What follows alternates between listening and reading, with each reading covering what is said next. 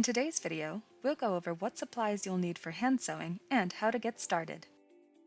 You'll need fabric to stitch on. I'm using scrap to practice with. Scissors for fabric and thread.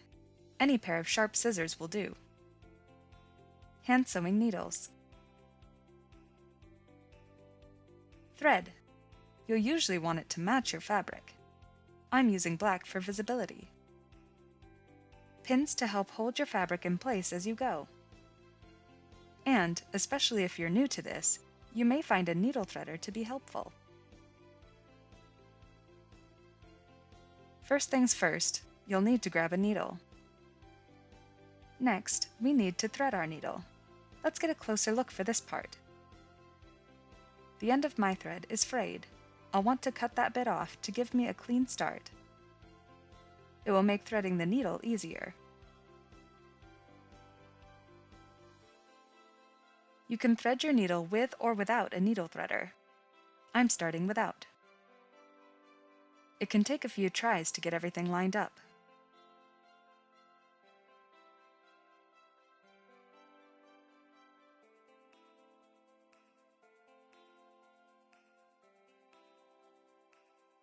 A needle threader makes the job a little easier by giving you a larger opening to put the thread through.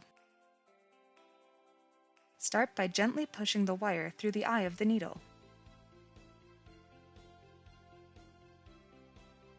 Once it's through, slip your thread through the wire loop. Make sure you leave a long enough tail. Slowly pull the wire back out of the needle. It will pull the thread through too and thread your needle.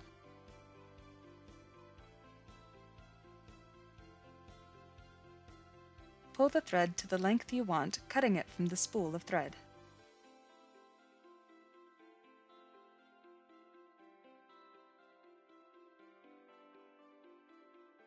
The last part is to tie a knot in the end.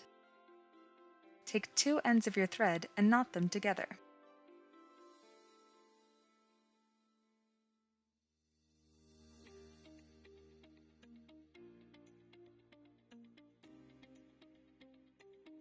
Do this multiple times for a thicker knot. Thicker knots are less likely to pull through your fabric as you stitch.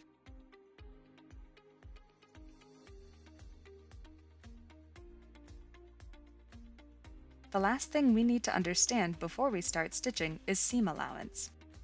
The seam allowance is the edge where two pieces of fabric are stitched together.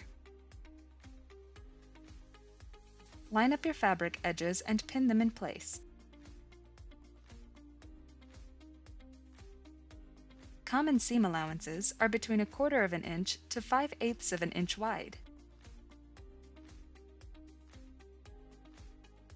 Let's start by stitching beneath our needle and away from the edge of the fabric to give ourselves a good seam allowance.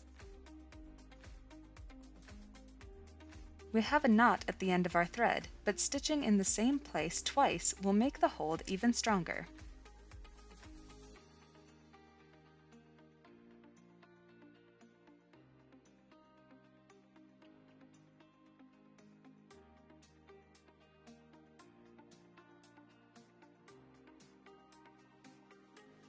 You can finish a row of stitching by sewing in the same spot multiple times.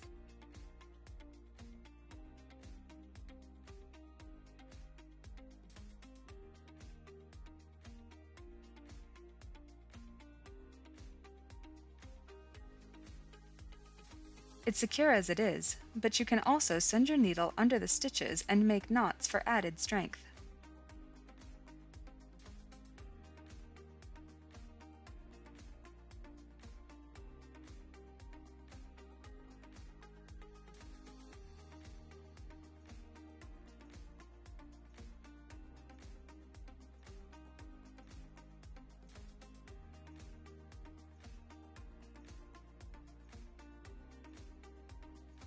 Now let's see what happens if we stitch closer to the edge of the fabric and don't make our row ends as secure. We still have a knot, but we aren't going to double stitch.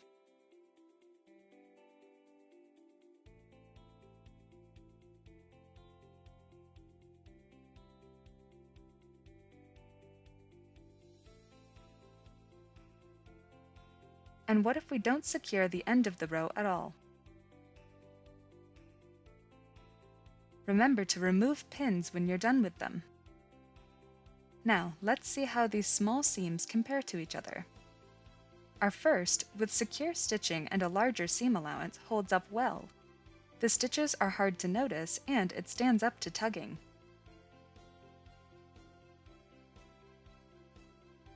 Our second, with less secure stitching and a smaller seam allowance, doesn't do so well though. It comes apart with a single tug.